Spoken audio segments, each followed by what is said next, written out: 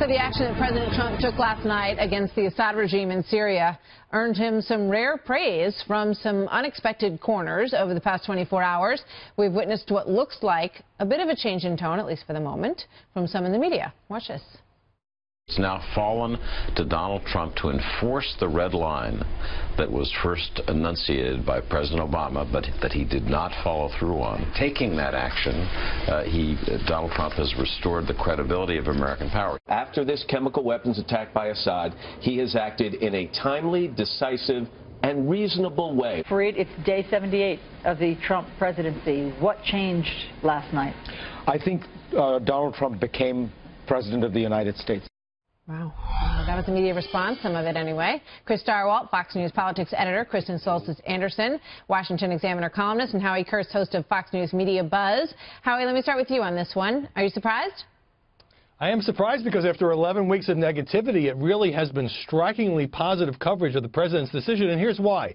There's a rally around the president effect when the commander-in-chief takes military action, especially surprise military action. I think there's a sense of moral justification, Martha, among many journalists and the public at large. Finally, the U.S. striking back at at Assad after his civilian atrocities and after other civilian atrocities, after President Obama failed to do so. And finally, while you could accuse this president of changing his position, he had urged Obama not to take such military action against Syria in 2013. The whole flip-flop thing has been on the back burner because there's been so much praise for this decision. Sorry, what do you think? Well, you know, yes, all that is true. But also, reporters like stuff to cover. Wars are interesting and eventful, and there's sort of an effect like this when they say, when will they fire the head coach? They say, they got to fire the coach, they got to fire the coach, they got to fire the coach. Then as soon as they fire the coach, the sports press next thing they say is, this new guy's terrible. So Donald Trump has to be careful because the same war drums that beat for this intervention will turn on him if things advance and if they go sour. So it all depends on what he does next. Yeah, there you go with the fast forward button. But you're probably right. Kristen, what do you think? I think that there's been a little bit of permission given to those who have been very critical of Donald Trump since he was first inaugurated to say this is something good that he has done. You had Hillary Clinton out there saying nice things about this decision. You've had John Kerry just sort of come out and say he thinks this is a good move. And so it's as if there is permission being given from the other side of the political aisle to bless this in a way that I think folks felt uncomfortable criticizing somebody on their own team when Barack Obama was president, criticizing him for the lack of action. So I think that that's been part of the shift, is that you now have folks on the Democratic side feeling like they have permission to say something good about this action. Yeah, I mean, there's also an evolution obviously happening in the White House with, you know, in terms of who's at the table. And I was reminded when I saw the picture that we showed before of this Situation Room, and I want to get your thoughts on this, Howie. On the right-hand side, you have this very organized, you know, very White House-looking situation on a very serious night.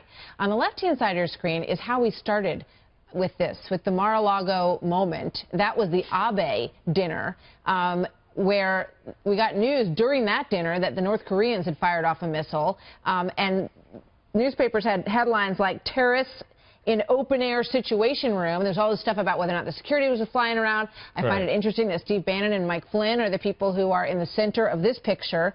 And the table seems to have changed quite a bit. What does this tell us about how the White House, what they've learned about what the learning curve so far in all of this?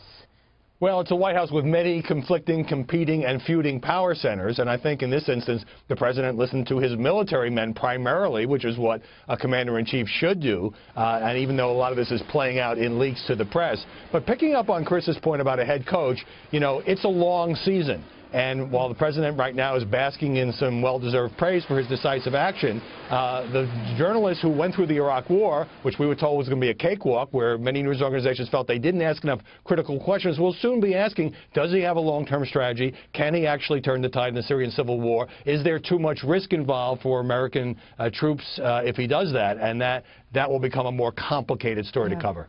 You know, I mean, the narrative has changed so dramatically, Chris. You've got people like Fareed Zakaria and the other folks that we just showed now saying, you know, gee, great job. You have President Trump having phone conversations with John McCain about all of this. And you have people who were very supportive of him, the America First crowd, you know, going, what? What's going on? I mean, this is a complete 180 that they're seeing. So we watched for weeks as a loyal dragoon of Trump supporters that these guys are out there. They say, so what if he's friendly with Russia? What do you care about that? He's no Putin puppet. You leave this guy alone. And the other side saying, Putin, Putin, Putin, Putin, Putin. Well, it turns out when you blow up airplanes and hangars and munitions that were provided by Vladimir Putin, it's pretty hard to call a guy a Putin puppet. So from a very cynical point of view, if the only thing that these airstrikes did for Donald Trump politically was to undercut that very strong and repeated argument about him as a vassal of Vladimir Putin, this will do that like nothing else. Yeah, I mean, it certainly pokes a hole in the notion that he wanted to cozy up to Vladimir Putin, Kristen. Certainly, this has really turned that all around. And, you know, you saw big changes in the polls in what types of voters, for instance, thought Russia was more of a friend or more of a foe after Donald Trump was elected, with Republicans starting to say that they thought Russia was more of a friend. And so the question, I think, is, are people led by their leaders, or do leaders follow where their voters are? So now you've got this big question. Donald Trump has really changed where he has stood on this question of intervention overseas very quickly. Will his voters follow? You have lots of evidence to suggest that Americans are interested in making sure that America stays strong around the world, but are not interested in things like boots on the ground, very concerned about what is the actual end game. And so if the polls wind up supporting or not supporting this action, does Donald Trump stay the course, and how does that factor in, I think, is a big open question. Great. Thanks so much, you guys. Good to see you all. Thank you.